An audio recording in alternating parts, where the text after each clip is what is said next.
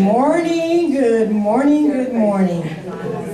Actually, I started to sing that, but since I'm not a singer, we'll just go with good morning to you. Good morning to you. Thank you. I am Deborah Jenkins. I am the research assistant for the Paula J. Carter Center on Minority Health and Aging, and welcome to our Lunch and Learn today on how to raise your spirits.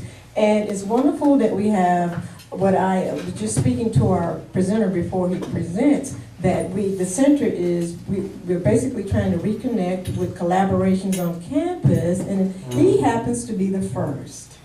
So before I introduce him, we're going to go around the state and we will say hello to our friends and colleagues, and we will start with the southernmost part of the state. Southeast Missouri, Carruthersville. Good morning.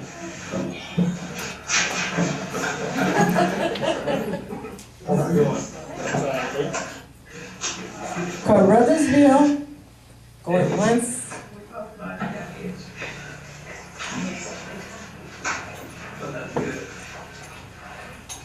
Going once, going twice, Carruthersville. We're about to move up the virtual highway of 55. Well, we'll come back to them. Let's move up to Sykeston.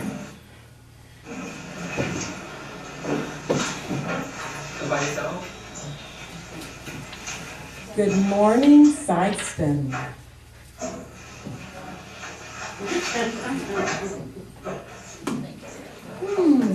Well, let's keep moving.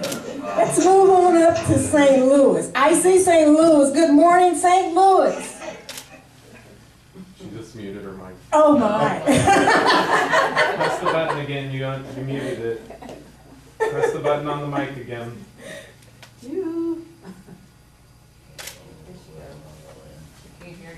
Oh my. Well, I guess we can. You muted it. Unmute it. Okay. There you go. Good morning. This is St. Louis. All right, St. Louis, thank you. Let's start with introductions from your area. Miss Jennifer? Davis. Good.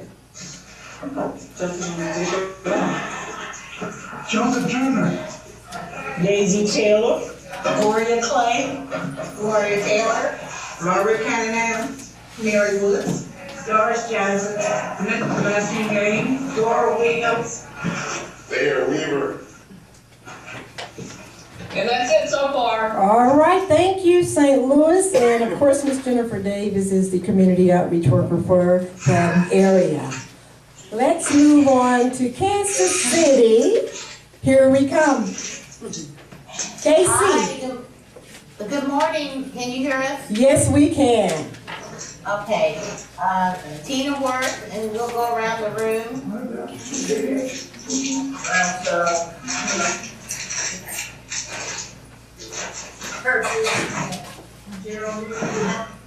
Straight over Cozart. Hamida Abdullah, David Abdullah. Paul Carroll, Arthur Jackson Jr., Byron Ashford. Joanne Smith, William Smith. Tyrone Sykes. Terry Wilson. and Mary And Hillman. Marion Holly. Oh, great. That's the whole Kansas City staff attending this event. Wonderful. All We gotta do right. what we do. Okay.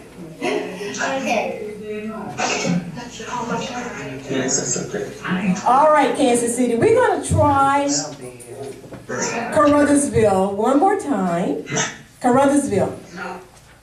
I see, I'm on this side.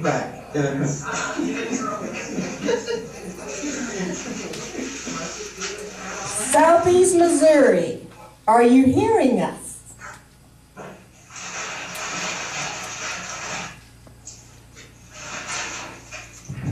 Let's move to Jefferson City, starting with Miss Maxine Gregory, Valerie Glover. Veronica Taylor, Carolyn Bell, Patty Baker,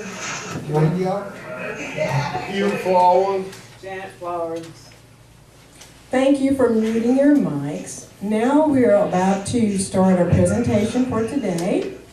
And I'm going to tell you a little bit about our presenter, Mr. James M. Smith, or Jamie, as most people know him, is a licensed professional counselor in the state of Missouri. He currently works as the mental health counselor in Tompkins Student Health Center here on the campus of Lincoln University in Jefferson City.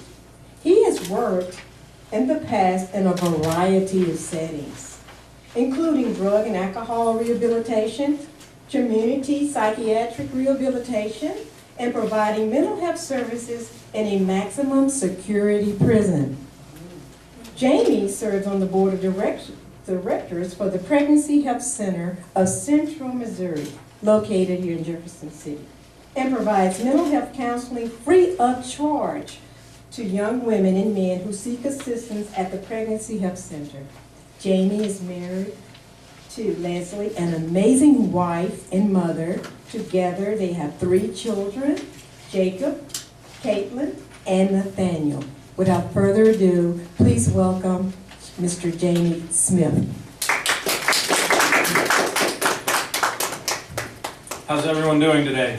All right, awesome. It's very nice to meet all of you. I'm so excited to be here. I do have an amazing wife. I have 3 incredible kids, one of whom is Jacob, my oldest. He's 8 years old. He's home sick today. And so as soon as we're finished here, I have to go relieve my wife of taking care of him. I would love to stay for lunch with you all today, but I'm just not going to be able to today. Jacob's been running a fever. So I have to go. My wife needs to get back to work. So I need to run home. So I'm sorry I'm going to miss lunch with you all today. I'm a 2-time alum of Lincoln University. I graduated. My undergraduate degree here is in, got a bachelor's in English literature. And then I realized I needed to get a degree that I could actually use to make money. So I went and did some other things, and then I came back and I came back to Lincoln, and I got my master's degree in counseling here at Lincoln, and graduated with my master's degree, and then went through the licensure process. And you know, fate brought me back to Lincoln, and I love it. I love it. So just excited to be here with you today. I was asked to come and speak about seasonal affective disorder. Which is interesting because we normally think of this time of year as a season of joy. You know, peace, happiness, all of that kind of stuff. Or you might think of it as a time of stress. I don't know, depending on how well you plan Christmas shopping events. Like for me, it's a season of stress. But my wife is done, so that's good. So seasonal affective disorder. What is it? We colloquially call it SAD, right? Seasonal affective disorder. Seasonal affective disorder technically doesn't exist, which is kind of funny because we're talking about it. But what it really is it falls in the spectrum of mood disorders under depression. So it's a type of depression. And as a matter of fact, if you go to the actual manual where we have all of our mental disorders listed, the Diagnostic Statistical Manual, you won't find seasonal affective disorder. What you'll find is major depressive disorder with seasonal onset, it's called. That's the technical name for it. But we just kind of colloquially call it seasonal affective disorder. It's not a diagnosis in and of itself. One of the things, it's important because sometimes things make us feel sad, they make us feel down.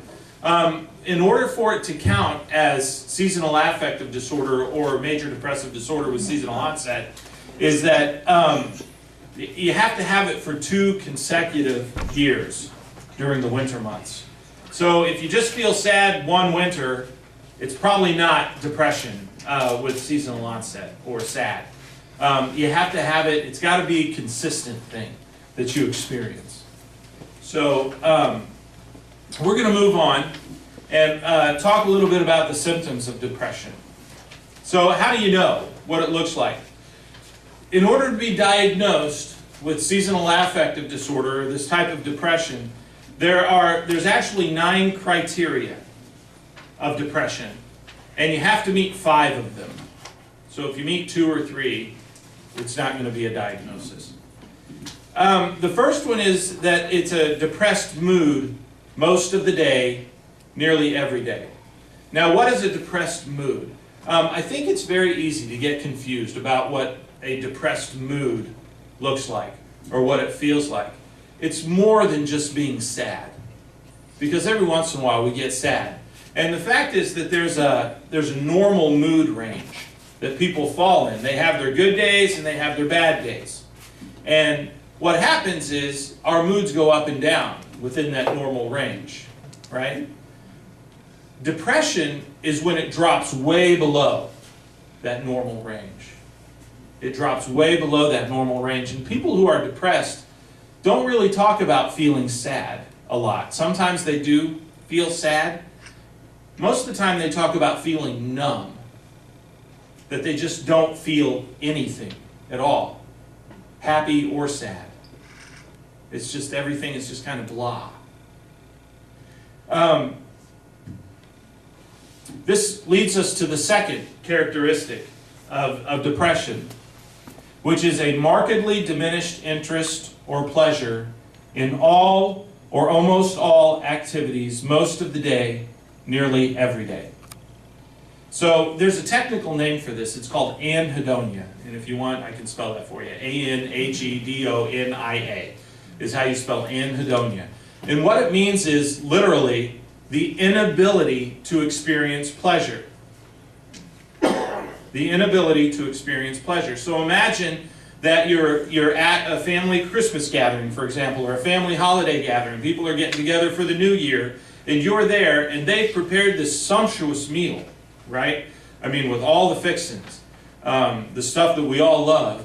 And you sit down, and you just look at the food, and you're like, ugh. You know? Whatever. Or an activity is planned, and for some reason you just can't get into it. It's like it's almost a chore to do things that any other time of year you might feel really excited about doing. Going out, church gatherings, going out with friends, just different things like that. My family loves to get together and play cards. That's what we do. We do it a lot. We don't gamble. It's all 10-point pitch, right? But we love to play cards. But you know, it's like just doing that is like, it takes so much energy. It takes so much energy just to be present at something like that. So that it's an inability to experience pleasure. A numbness is better to describe depression than sadness. Being numb. Significant weight loss when you're not dieting, or weight gain. And what they mean by this is specifically a change of more than 5% of your body weight.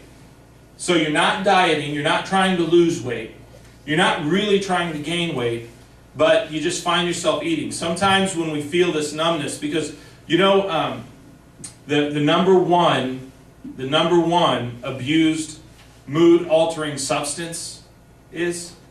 Anybody want to take a guess what the number one mood-altering substance is that's abused?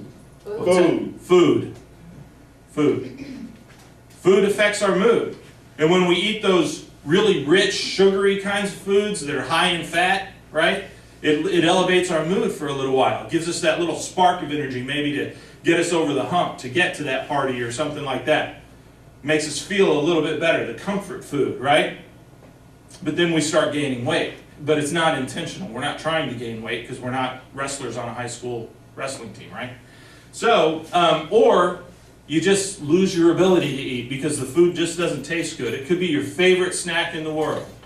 Turtle Sundae from Culver's. I love them things, right? But you eat it and you just, and you take a couple bites and you're like, I don't even have the energy to eat, right? Goes back to that anhedonia.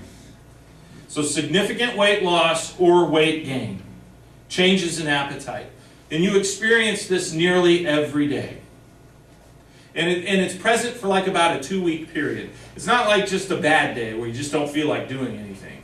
It's like it's consistent every day, almost every day for 2 weeks or more. that it's been going on. All right. Insomnia or hypersomnia, nearly every day. Insomnia, tossing and turning, you just can't fall asleep. Hypersomnia, all you want to do is sleep. That's hypersomnia. It's sleeping a lot. So it's just, I just can't get out of bed. It's like, and it's not just, and the thing about the insomnia is not an energized kind of insomnia, like you've had too much caffeine, right? You drank one of those Mountain Dew Kickstart cans and now you're buzzed, right? That's not what this insomnia is like. This insomnia is laying in bed and your mind is just twirling and you can't seem to get your mind settled down enough to go to sleep, but you don't have the energy to get up and do anything. So you just lay there and it's like a state of pain. Some people with depression talk about actual physical pain in their body associated with it. So insomnia or hypersomnia nearly every day. There's some more. Psychomotor agitation. This means feeling fidgety. You know, just needing to move, needing to move, needing to move. Or psychomotor retardation, which means slowness or sluggishness. Now, again, it has to happen nearly every day over a 2-week period that you're experiencing these things. But the interesting thing about these is that they have to be noticeable by others. So it's not just an internal feeling of being fidgety or an internal feeling of being sluggish, but people actually make a comment, wow, you're, just sit down, dude, you know. And you're not 8 years old like my son. So, but it has to be noticeable by others. So you're fidgety and other people are going, whoa, you know, slow your roll.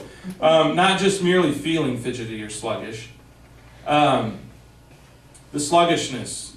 It has to be outside of your norm, the sluggishness. My wife always, I feel like she's running everywhere we go. And she feels like I'm dawdling everywhere we go because I walk slow. That's what I do. So, but if I were to slow it down even more, and it was noticeable to her. So it's got to be outside of your norm. And that's where this kind, some people are just kind of more naturally energetic. They like to tap on things or play with their ink pens and stuff like that. That's fidgetiness, but if that's normal for them, it's normal for them, right? So these are things that need to be outside of the norm. Fatigue or loss of energy, nearly every day. Fatigue. It's not just being tired. It's like being so tired that it almost hurts to move. Loss of energy. You just kind of feeling. You lay in bed and you think, I know I've got stuff I got to do, but whatever. Right? Yeah, oh well. I guess it'll be late again, right? So fatigue or loss of energy nearly every day. Again, over a 2-week period. This isn't just a bad day. Depression is not just a bad day. Feelings of worthlessness or excessive or inappropriate guilt nearly every day. Feelings of worthlessness. This is not just related. Depression is a sickness, and it's as real a sickness as diabetes, as cancer, and frankly, it's just as terminal in some cases, if it's severe enough, and we're going to talk about that in a little bit. But depression is a real sickness that people get. And so these, like, a feeling of being guilty is not associated with a feeling of being sick. In other words, you don't feel guilty about being sick. It's more like you feel guilty about existing.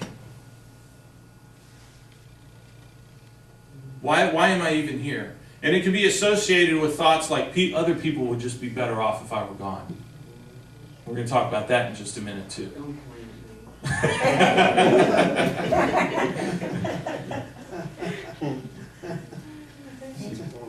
All right.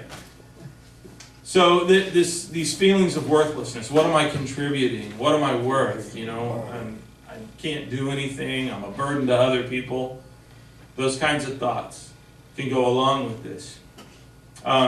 inappropriate guilt. It's more like I just feel guilty about the fact that I exist as a human being. All right. Diminished ability to think or concentrate, or indecisiveness nearly every day. It's like there's this cloudiness in our brain. I wish I'd brought it with me, but I didn't. I keep a little jar in my office. And that jar, it's just a little mason jar, you know, like you use for canning stuff.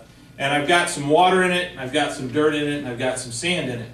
And when that jar has been sitting down for a while, it's clear. The water is clear. Everything is settled inside of it, right? But what happens is if I take that jar and I pick it up and I shake it real hard, all of that sand and all that dirt gets mixed up in all that water, and it becomes really cloudy and muddy, and it's like there's no clarity, right? That's what this feeling is like. It's like you're looking through a muddy jar at the world. What do I do? Where do I go? Who should I talk to? And so, and it makes it really hard. It's like there's the things that are in your brain that normally connect are not connecting, and there's this fuzziness. It feels fuzzy. And so it makes it really hard to make decisions that you would normally easily be able to make. Right? And these decisions can come down even to a basic level of what do I want to eat today? Because remember, nothing really tastes good. Anhedonia, the inability to experience pleasure. It's like, what do I even want to eat? So you just go without eating, because it doesn't really matter. You don't have enough energy to eat anyway, right? That's depression. That's depression. And then the last one. Recurrent thoughts of death, or recurrent suicidal ideation. I'm going to talk a little bit about suicidal ideation, or thoughts of death. Suicidal ideas, I'm going to talk about, I'm going to just kind of describe what this is, and then I want to talk about a couple of myths that are associated with the idea of suicide. So, suicidal ideation exists on a spectrum. There's one end that is kind of mild, which is where, like, you think about, I just wish I could go to sleep and never wake up. Okay? On the other end, it's extreme. I'm going to kill myself tonight by drinking a bottle of wine, taking a bunch of sleeping pills, and getting in a hot bathtub. Okay? So one is just kind of this mild idea that I just think you'd be better off if I weren't around. And the other is having a very clear idea of when, where, and how you would take your own life. So those are the kind of the extremes. And then it falls anywhere in between the middle there. Okay, so that's suicidal ideation. Here's some myths about suicidal ideation. A lot of people, here's the truth, okay? The myth is not very many people think about suicide. I just saw myself on the TV screen. It's kind of like, wow. Okay. The myth is, you know, nobody ever thinks about that. Well, the fact is, a lot of people think about it. A lot of people. We're not going to do a show of hands. But I bet if we did, there's a lot of people in here that would say, you know, once in my life, at one time in my life, I thought about it. Right? Even if it's on that mild end over there, where I just felt like I could go to sleep and just wish I didn't have to wake up tomorrow. Okay? There's a lot of people. So a lot of people think about it. So that's one of the myths is nobody ever thinks about that. Another myth is if somebody is talking about suicide, they don't want to do it. That is a myth. That is a myth. The fact is, the vast majority of people who attempt suicide signal that they are going to do it before they do it. And they signal it by a lot of ways. A lot of times it's a change in behavior. Sometimes it's giving away precious belongings. Sometimes it's making sure all the bills are, I really want to make sure all the bills are paid by this date. Right? So setting their affairs in order. Kinds of things. So they're kind of looking in that direction. Okay? Suicide is the group that has the highest rate of risk for suicide are young people, ages like 14 to 25 or so, right? High school through college. The group that is directly under them, and they're hot on their heels, frankly, that has the highest risk of suicide are men over the age of 65.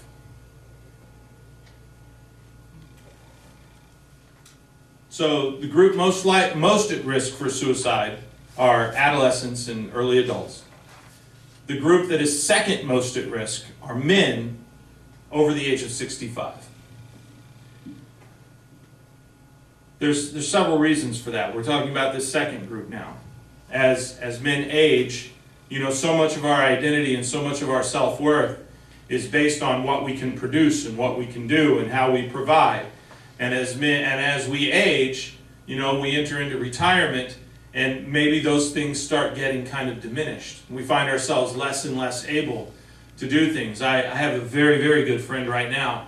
He's 81 years old, and he's struggling with his family because he wants to continue driving, but they don't feel safe with him driving. So it's another loss of independence for him. So these kinds of things happen to us as we age, right? And we lose independence. Maybe we lose our sense of productivity and our sense of wealth, our sense of worth, and what we contribute is tied to that and our identity.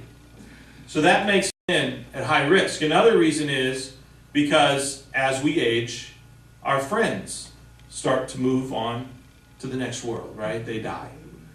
And so loneliness can set in during that time. So all of these things put men at risk in particular. Now here's another thing, just to be aware.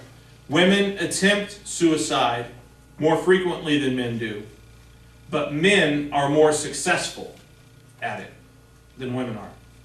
Now these numbers tend to be shrinking in more recent research. They're getting closer and closer together.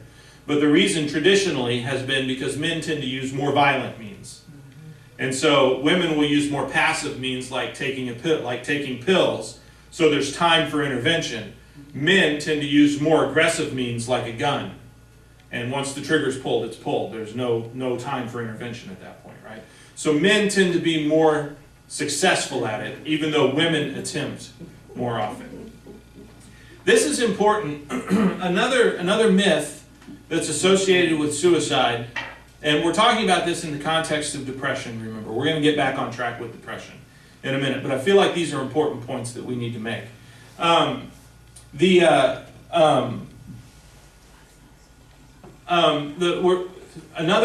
myth that's associated with suicide has to do, it went right out of my head.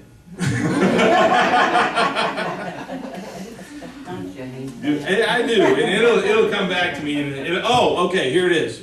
I got it. Okay, it has to do, I was checking the time because I want to make sure we don't go over time.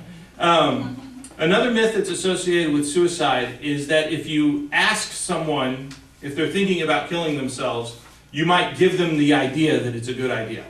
Okay, you might give them the notion that it's a good idea. That's a myth, actually. Last night I was talking to my wife. I said, you know what would be a good idea? And she said, what?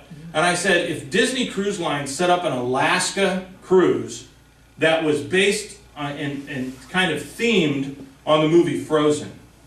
And she said, that'd be an awesome idea. And I said, we should put money into it and like invest in that kind of thing. And she said, no. That's crazy, right? The fact is, if a person is not already thinking about something, you can suggest something to them, and they're not going to think about it. All right? So while my wife thought that was a great idea, she wasn't already thinking about investing money in a Disney Cruise Line. Right? So she's not going to do it. Right? I like to tease my wife that way sometimes. You can ask someone, and you can ask them very directly, are you thinking about killing yourself? If they're not already thinking about it, that's not going to plant the idea in their mind. And so it's good to be direct. If you have a suspicion that somebody might be depressed like this, it is better to ask them than not ask them. Because it shows that you care. So, all right. Those are the symptoms. Those are the 9 symptoms of depression with seasonal onset. These, a person will experience 5. You have to experience 5 out of the 9. Okay? And for it to be considered seasonal affective disorder, it has to be experienced 2 winters in a row. Okay? 2 consecutive winters in a row. And it has to be that you experience these things over a 2-week period. So it's an extended feeling like this. Depression is not a pull yourself up by your bootstraps kind of illness. It's not a pull yourself up. It's not, oh, you're just feeling sorry for yourself. Most of the time, people who have depression aren't feeling anything at all. They aren't feeling anything at all. Okay. There's 2 other criteria that has to be met. So these 2 are necessary. 1, it has to cause, these feelings that you're having have to cause significant impairment in your day-to-day functioning. So if you can still function on a day-to-day level, you don't have depression. It actually interferes with your ability to get out of bed in the morning. It interferes with your ability to respond to correspondence, get your bills paid. That kind of stuff. It interferes with your ability to interact socially with other people. It interferes with your ability to get whatever responsibilities that you have done. Okay, so if you're functioning on a day-to-day level, then it wouldn't be considered depression. It might be considered a down mood or a period of a lack of energy, but it wouldn't technically be considered depression. And then the second one, the symptoms one experiences are not attributable to side effects of a drug or another substance, like alcohol, or to another medical condition. So, if you're feeling this way, but you're taking a medication that reduces your energy level, that's gonna, then they would say, no, this isn't depression. So they might treat it like depression, but they're not going to say it is. That's what it is. So. Back that up, because a lot of times medicines will, say, if it makes you feel like, make you have those thoughts of,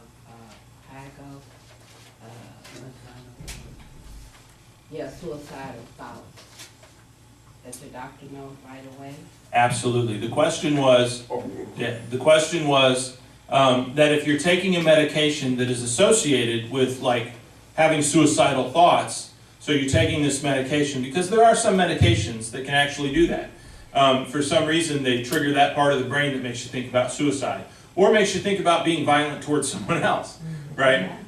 So if you're taking a medication and you start having these thoughts that you've never had before, you need to tell your doctor right away. Do not pass go, do not collect $200. Go to your doctor, Don't right? stop the medicine, just go ahead on to the doctor. Go to your doctor. Before you stop any medication, talk to your doctor. Talk to your doctor. Your doctor might tell you to stop right away. But yeah, if you're experiencing any kind of changes in your mood or in your thoughts, absolutely. Because of a medication, go to your doctor right away. We're going to talk about talking to the doctor in just a little bit. Okay, so causes of seasonal affective disorder. No one really knows what the causes are.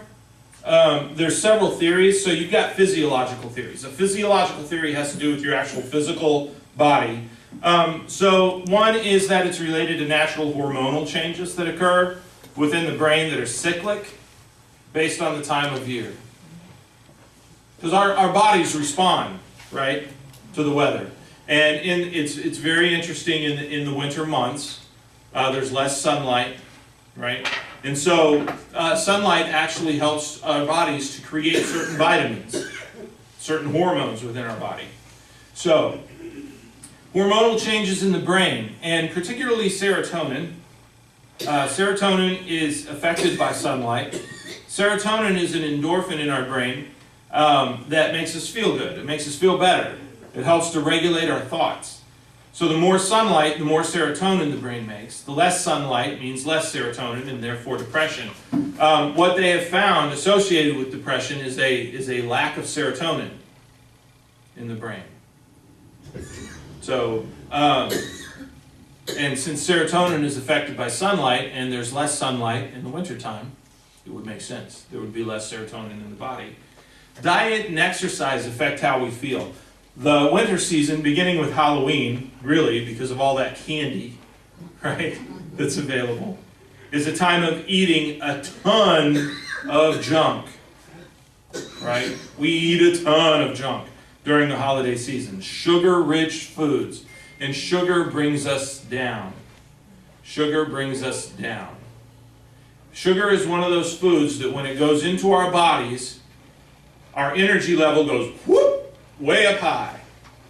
And then the problem with sugar is that our bodies burn it off very, very quickly. And so what happens is our energy level goes whoop, way up high like this, and then our body burns it off very quickly, and then we crash. Boom! And so when we get into this habit of eating sugar-rich foods, what happens is we go up, down. Oh, I need to eat something. Up, down. Oh, I need to eat something. Up, down. Oh, I got to eat something. Right? Because we're doing this to our sugar in our bodies. Okay? In colder weather, so that's one. We're eating a lot of really rich, sugar-rich foods during this time of year. And I love sweet potato pie just as much as the next guy, I really do. Man, that's good stuff. But, you know, I can't eat too much of it, right? In colder weather, we are also less likely to be physically active because we're not going outside as much. So we're combining eating food that is terrible for our brains with a lack of physical activity, and you have the perfect recipe for depression. You have the perfect recipe for depression. Psychosocial theories. Winter is stereotypically considered a time that psychosocial means what's going on around us and how it's affecting our brains. Winter is stereotypically considered a time of hopefulness and miracles, and sometimes our lives don't match up to the images we are shown on this big screen or on the little screen if we're watching Christmas movies at home. And one begins to feel down. Where's the Christmas miracle for my life? Right.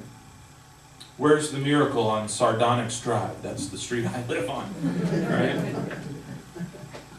Absence.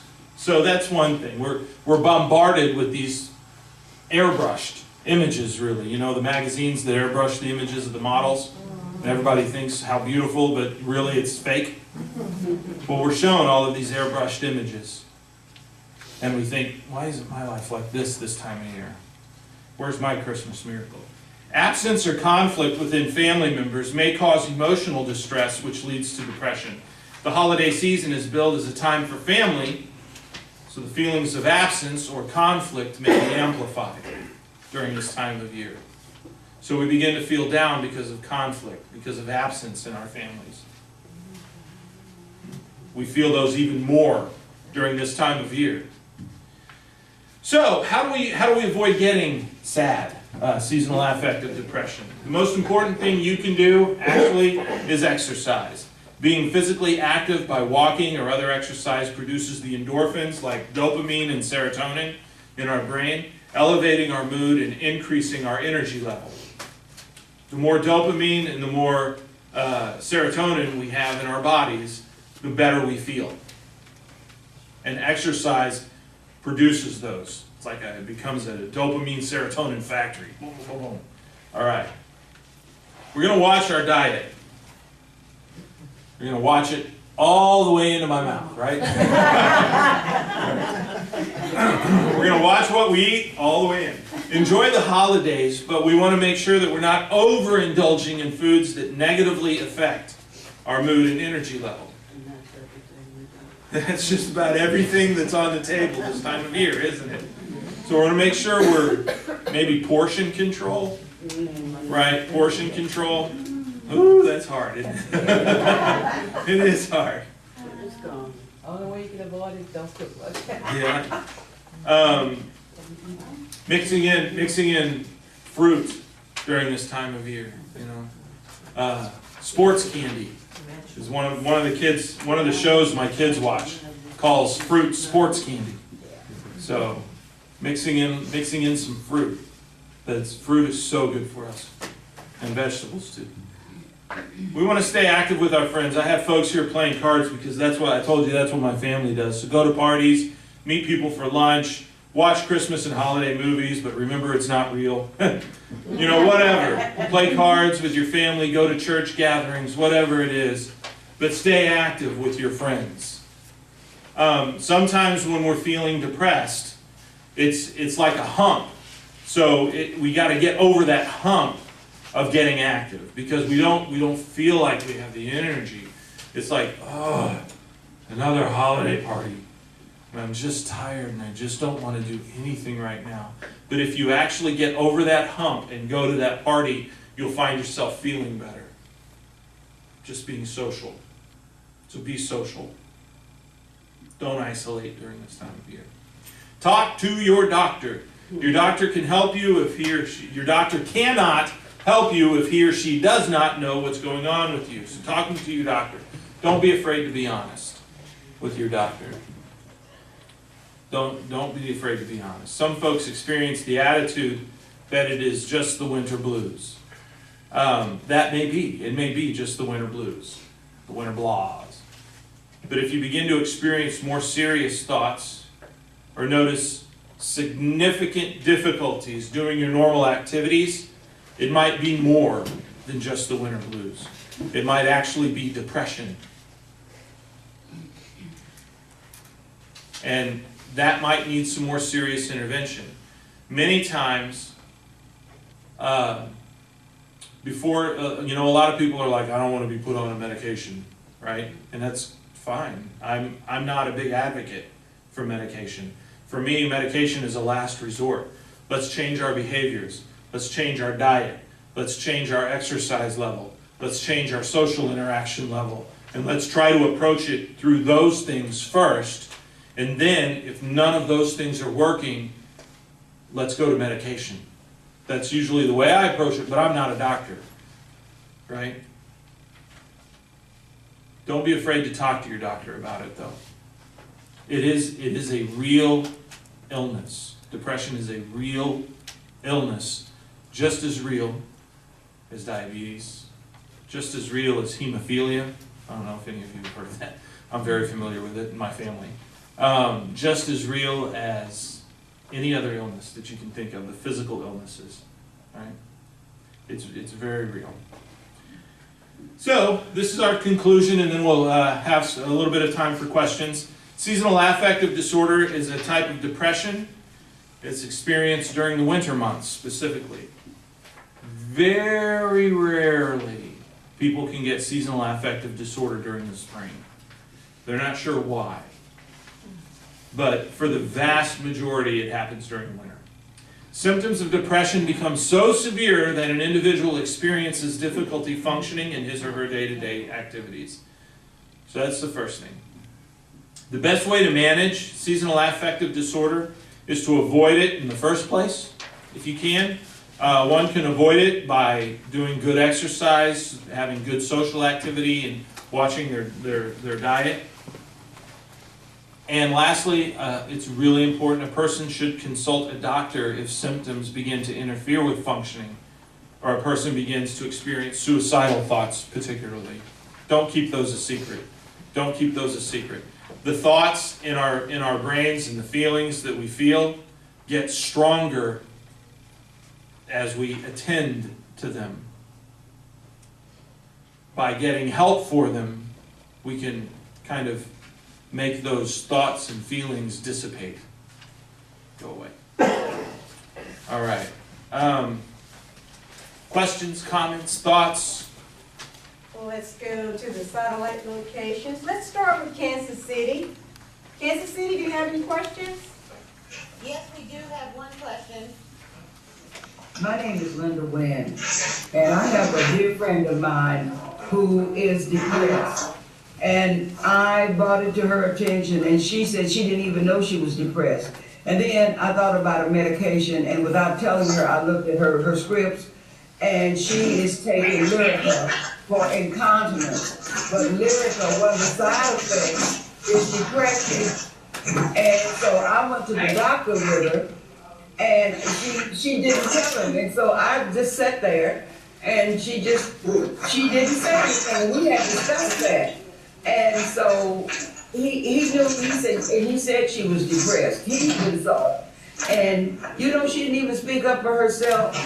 And she tells me when she gets her medication, she never reads all the information that comes with your prescriptions. You should read that stuff. I'm not gonna put nothing in my body and I don't know what's going on. You know what I'm saying? But then people get the medicine, they just trust the doctor, but the doctor, like you said, a good point, the doctor doesn't know unless you tell him. So I pop like popcorn. I told him, I said, hey, you give her the lyrics for incontinence and she's depressed. I said, is there any correlation there? Or can you find something else to give them? And you know what? He sat right down and wrote that new prescription, and do you know what? She's doing fine. It was the Lyrica, and millions of people are taking this stuff. And they don't even realize what's happening to them. You know, she won't answer the phone, she didn't want to go nowhere, she wasn't going to church. Everything. So, I mean, that's something you really have to talk to those doctors. Those doctors don't know unless you tell them what's going on. But that's a true case, though. Yep. Thank you for that. It is. And one thing I would add to that is not to change any of your medications or stop taking your medications until you've talked to the doctor about it. So some medications you can't just stop. The side effects of just stopping a medication might be worse than the medication itself. So for some medications you might need to be weaned off of. And so don't just stop a medication. Talk to your doctor first about the best way to do that. So.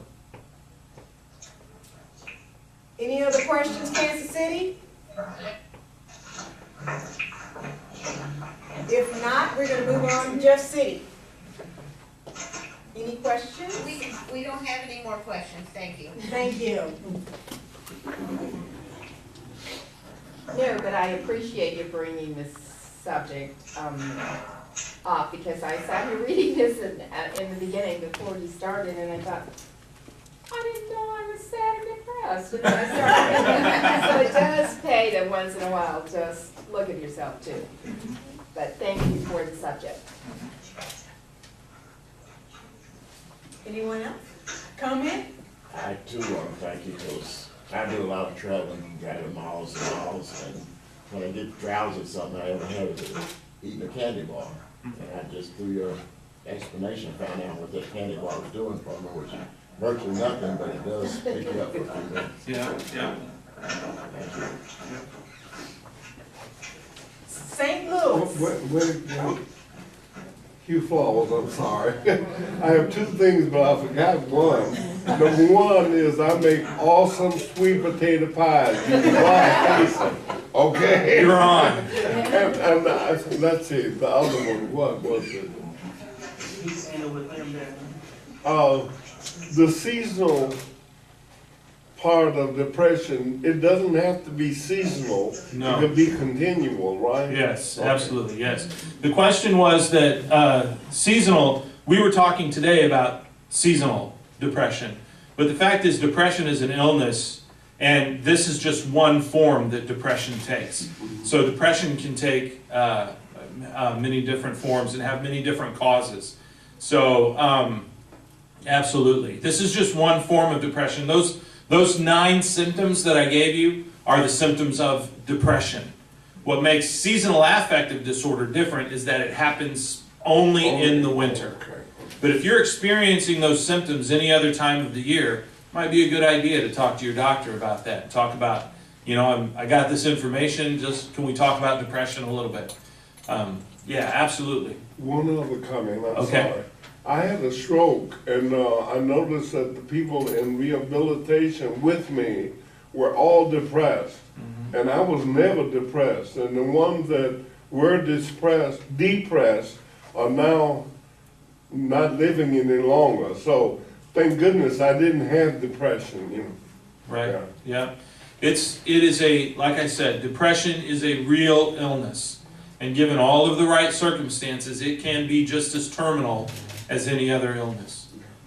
Even indirectly. Many people end their own lives with depression, but it can cause health problems. Depression is associated with high blood pressure, with stroke, with all kinds of other physical illnesses.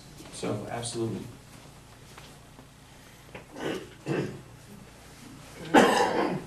Do we want to go to one of the other sides? Yes, sir. Excuse me. That's I was doing a sideboard. Taking care of business. Yes. Let's move to St. Louis. Okay. Does anyone here in St. Louis have a question? I have a question. I listened to your presentation and I realized that you talked about two areas of a person. A person of the spirit, you have a body and you have a soul. You didn't talk about the foundation, what I believe is the spirit of a man. Now, all those other things come about because maybe that foundation is not to the place where it should be.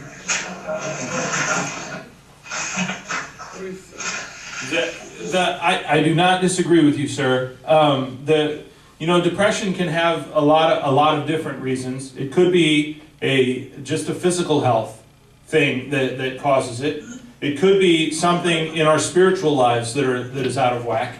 I always think of like I'm a Christian, and I think of like the presence of the Holy Spirit in my life as like a tuning fork, and my job is to tune myself to that tuning fork so that I'm in harmony with the presence of the Holy Spirit in my life. So that's just my way of thinking about that. And when I'm not in tune, I feel that dissonance inside of me, and that's very real. And that can be a cause of depression. So there's different causes of depression just depending on the person. So, and I don't want to say that it's any one specific cause. When I work with people in counseling, I think of them, they're spiritual, they're physical, they're social, they're intellectual, and they're emotional. And so I explore all 5 of those areas of a person's life with them. And it could be that the source of depression is a spiritual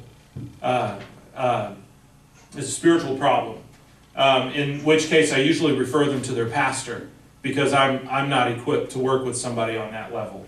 So, but if it's an emotional or social or intellectual problem, that's where I'm equipped. And then if it's a physical problem, that's where they need to go to the doctor. So, yep. Any other questions from St. Louis? Any other questions? The other question is, in your presentation you said a person get depression. If you can get depression, simply to me, you don't have to get it. So I guess this presentation is informing us of some things to do to prevent being depressed. And I think that's the key thing is be knowledgeable of what's available and what's taking place in your body or mind or spirit, and you won't have to even be subject to depression. There are things that we can do, absolutely. The question is that that if a person can get depression, then maybe there's some things that a person can do to not get depression, and absolutely, that's absolutely true. The fact is that depression can hit us, though. It's like any other illness. There are things that I can do to not get cancer, like if I don't smoke, right? But that's not a guarantee that I won't get cancer, right? And so the same is true with depression. There are things that you can do, taking care of yourself physically, eating right, exercising, taking care of your social interactions, all of those things in order to try and avoid it. But the fact is some people might still get it. And so in that case, there's treatment available. But yeah, an ounce of prevention is always worth a pound of medicine. on down 55 to Sykeston. Sykeston, are you there? Can you hear us? Hi, this is Rosie, and I've talked to the ladies, and they really are impressed with your presentation. They really enjoyed it, so thank you for the information today. Thank We you. don't have any questions, but I do want to introduce them. Go ahead. Jason Lane, president of the Indian area. Bill Harris. Priscilla on the family. Ida Fulton. Maribel Jefferson. Thank you so much again, and my name is Rosie Kinhope, but could not be here, but we'll see you next time. Well, you are a fantastic fill-in, so thank you, Miss Rosie. And I'm glad to see you all. Last time we were unable to see you all, but this time we can. Good. Yes. It's nice to meet all of you. Thank you. Let's move on down to the Carruthersville Center. Miss Adrian Hunter Greene, are you there? We are here. Merry Christmas. Merry Christmas. Good. Good to see you. Great. We're here. I'm allow the group to introduce themselves. They're here. You started ahead, and I think that you may have come on. The room was kind of empty. We were trying to get together, so we'll start from our left and work our way around. Good. Miss Sylvia, introduce yourself. Sylvia Cook. Oh, Gloria Hamilton. Delta Allen. David Pulley. Lillian Glass Hunter. Viola Coleman. Leon Pulley. That's it. That's all of us. And Do you have any questions for Mr. Smith? Miss Burnett. Miss Burnett stepped out, but that's all in the room. Do you all have any questions? Yes. Any questions? No questions. Well, Thank you. Thank you. Since we have made, traveled around the state virtually, and we've covered questions and comments, is there any other questions or comments that Jefferson City you may have at this time? Well, one more, Mr. I really appreciate your presentation. I learned a lot. Thank you. Well, thank you. Thank you. We want to thank you, so please join us. Excuse me. Yes. This is Kansas City. We have one more person that has a question, if it's okay. Yeah. Go right ahead, Kansas City. I was wondering, I wrote something here when you were speaking, and you said women attempt suicide more than men do, but men are more successful at suicide. Why is that like that? Because the woman has to do everything in the house? And all that. Seriously, I'd like to know. I mean, what? The question was, going back to what I said when I was talking about suicidal thoughts related to depression, and the question was, women attempt suicide more often, but men are more successful. Why is that? And the reason has to do with the difference in the means that women and men choose. Women tend to choose more passive means, like taking pills and just going to sleep and not waking up, whereas men use much more aggressive means. And so there's the means, the way that women attempt suicide leaves room for intervention after the attempt. But the way that men usually commit suicide doesn't leave that room. And so once it's done, kind of thing. So I hope that answers your question. Please join me in a round of applause for Mr. Jamie Smith.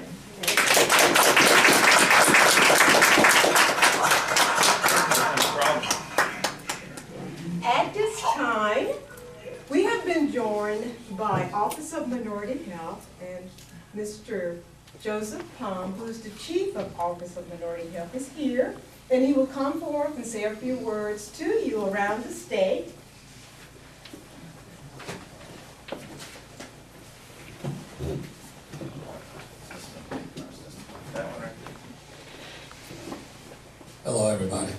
you doing? Joe Palm with the Missouri Department of Health and Senior Services. If you were not aware, the Missouri Department of Health and Senior Services, we actually have a contract with Lincoln University. And part of our contract with Lincoln University and the funding that we provide pays for the lunch and learns. And unfortunately, when you're dealing with the whole state of Missouri, you're real busy, you travel a lot, and you're dealing with things. Most recently, I've been with Governor Jay Nixon dealing with the situation in Ferguson, Missouri, but also been with him in every natural disaster and other situations we've had across the state. And so if you are not familiar with the Office of Minority Health, we deal with the director to deal with any legislation or issues that impact the health of minorities. While I'm here and I'm talking, I guess my person that is on staff that basically I would say is my go-to person for this effort is Valerie Butler. Come on up, Valerie. Valerie. And you might have seen Valerie Butler before, but if you haven't, this is Ms. Valerie Butler. Ms. Valerie Butler's been with our office since the office began.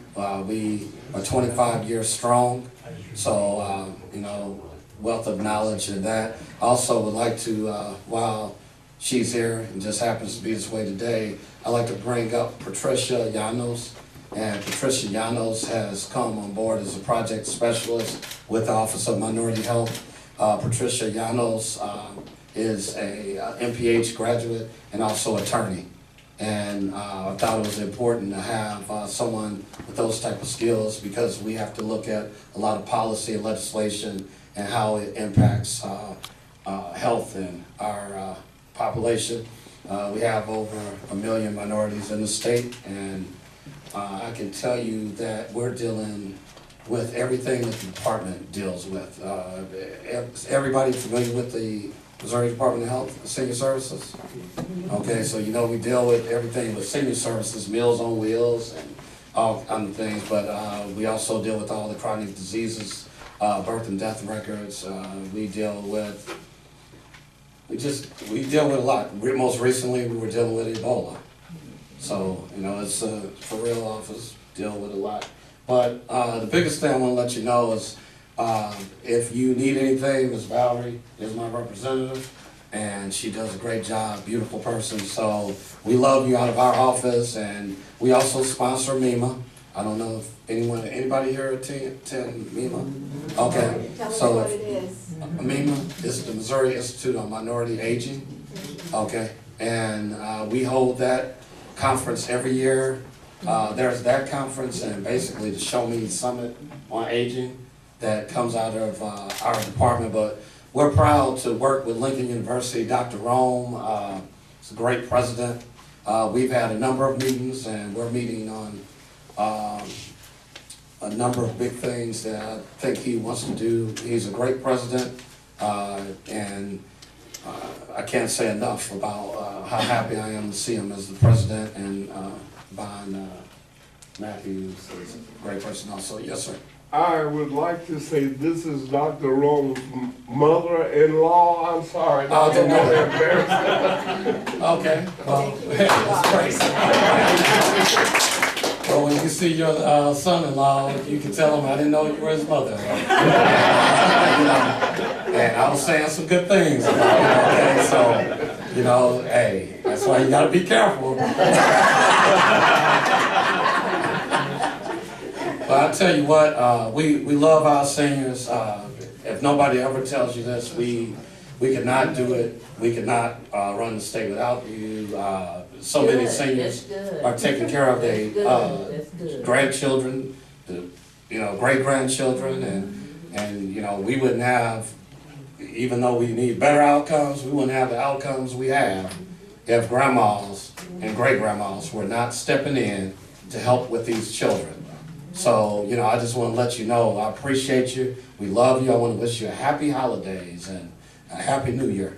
And thank you for your time and any questions. Yes, I work for the state and use with the governor. I'm a retiree. So did the retirees get a raise? Well, you know, it's funny you say that. I actually ran for the retirees, or for the pension board, for the state employees, and unfortunately, I was not successful. Also, we didn't get no raise? I love that. Well, what I was gonna say to you is that,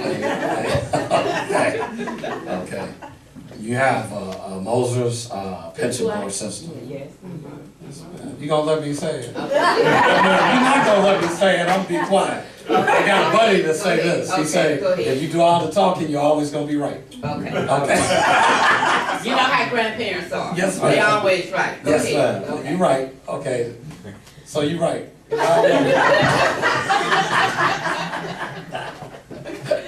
Honestly, I don't know what's gonna happen with that because they just got a new board in. I'm not sure, you know, what the new board members will decide. You know, it's a lot of things to consider. As you know, in January, we go into a new legislative session. So when that comes about, everybody goes over and, you know, we kind of look and see how our budget will fare and things of that nature. So I can't predict what will happen, and I'm not gonna lie to you.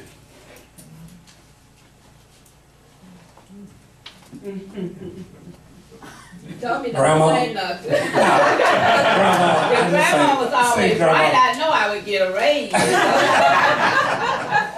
Well, let me tell you, I wish that could happen for everybody. You know, I'll be honest with you. I know it's tough out here, and I'm gonna say it again. If it wasn't for our seniors, in the minority communities, I could definitely speak to it. If it wasn't for our seniors, we would be in a lot of trouble. And I mean, I'm just thankful to God for our seniors. So I'm happy that I have this opportunity to come before you. And I left the Boot Hill recently. I got to go down to Charleston, met with the city manager in Charleston, Missouri. For those who don't know, my family is from Wardell, Missouri, in the Boot Hill. So, you know, I've learned a lot of old style things like switches on trees and you name it. So, but, you know, we travel the state and we try to do what we can. If there's some things we could do better, just talk to us and we'll do what we can, but we won't lie to you. So thank you, love you, peace and love to you, happy New Year. Thank God for Dr. Rome. Yeah, I'm done. And, just last thing, thanks to Deborah Jenkins and the staff here at Lincoln University.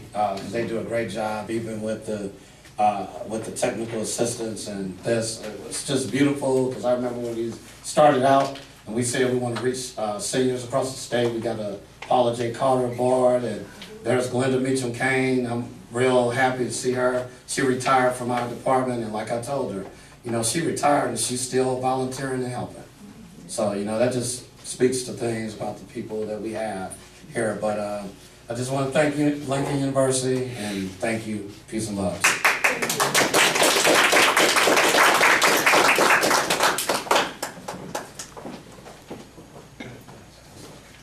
Thank you, Office of Minority Health. Now it's time to select door prizes, but I have a twist this time. We're going to start with Sykeston, but let me back this up again. I have some announcements to make, so you're gonna have to be just patient, just a little bit.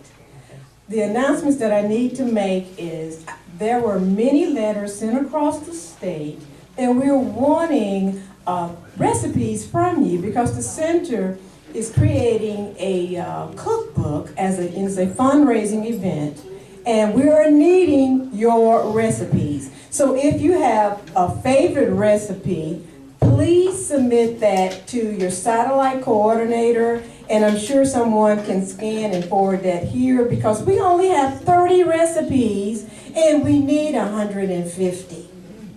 And the title of our cookbook, by the way, is kind of long. It is called A Recipe Collection. Moments, Memories, and good.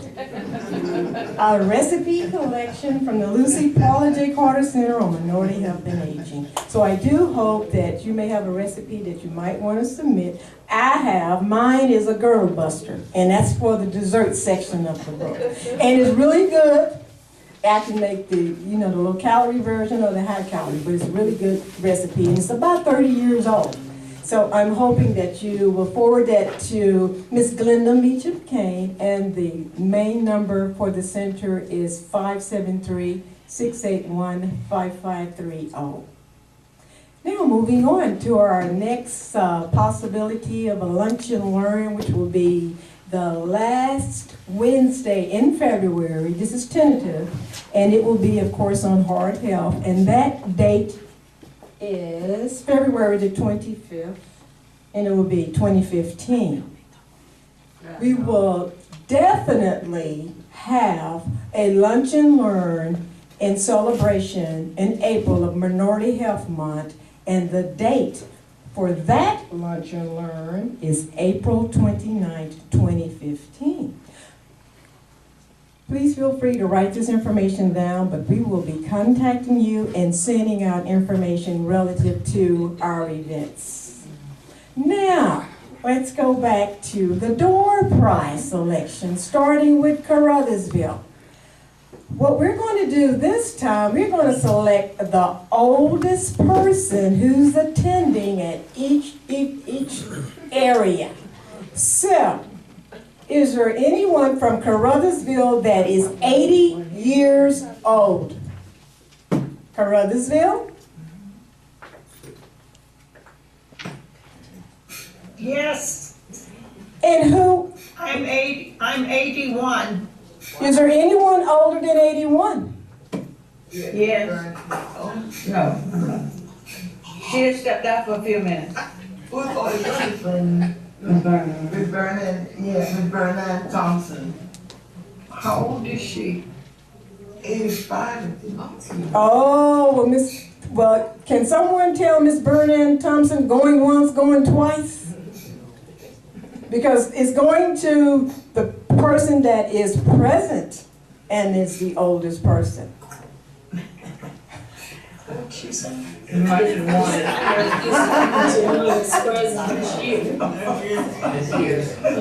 So it looks like the person that's... William Glass Hunter. Miss Hunter, how old are you? 81. Oh, so do we have two 81s? No. Only No, one? Yes. All right, well, you get the nice door prizes. However, make sure your complete address is on the contact list, because the door prizes will be coming directly to your home address. Thank you, Ms. Hunter. Thank you, and Merry Christmas. And Merry Christmas. We're going to say goodbye to you all, because as soon as we do the door prizes, we are going to break for lunch. So thank you. Have a happy, safe, Merry Christmas, and happy holidays and New Year. Thank you, Caruthersville. Bye. Bye. Sykeston. I'm looking for the oldest person. Sykeston.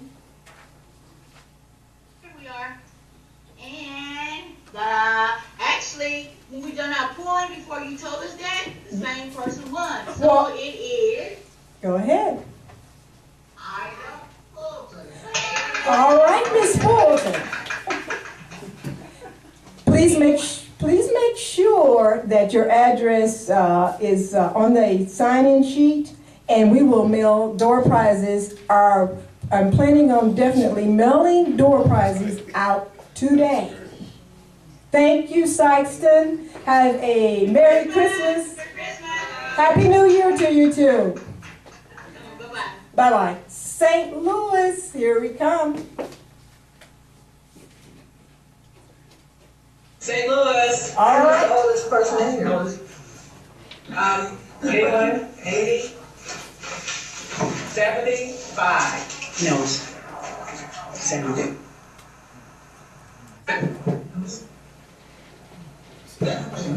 She's over 75. All right. We can't hear you. Oh, we're breaking up. We're breaking up. Anyone over 75? 77. Okay, 77. Okay, we have 77. Okay. 77. All right, 77. Who's 77? Sunset Street. You want to say your name? Say your name. Yes, my name is Robert Glasper. His name is Robert Glasper. Thank you, Mr. Glasper. Just make sure your address is on the sign-in sheet and it will be mailed directly to you. Thank you, St. Louis. Have a Merry Christmas. Merry Christmas. Happy New Year. Kansas City, here we come. The oldest person. The oldest person is Curtis Smith. All right, Miss. And she is 76 years old. Well, great. Can she? Would you wave your hand, please, so we can see you? I'll wave your hand. All right. Well, as I've been saying, just make sure your address is on the sign-in sheet, and like the door prizes will be mailed out today. Kansas City, thank you all for attending. Have a very Merry Christmas and a Happy New Year. Bye. Bye. Thank you. Jefferson City. Let's see who's our oldest person here. Is there anyone here 80? You're 80? I was 82 yesterday. Oh!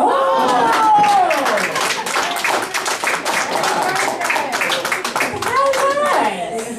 Thank you. And your name is? Lois Whitler. Miss Whitler. Well, you have nice door prizes. Miss Glenda? Thank you.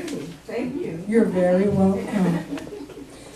Again, thank you for attending our Lunch and Learn today.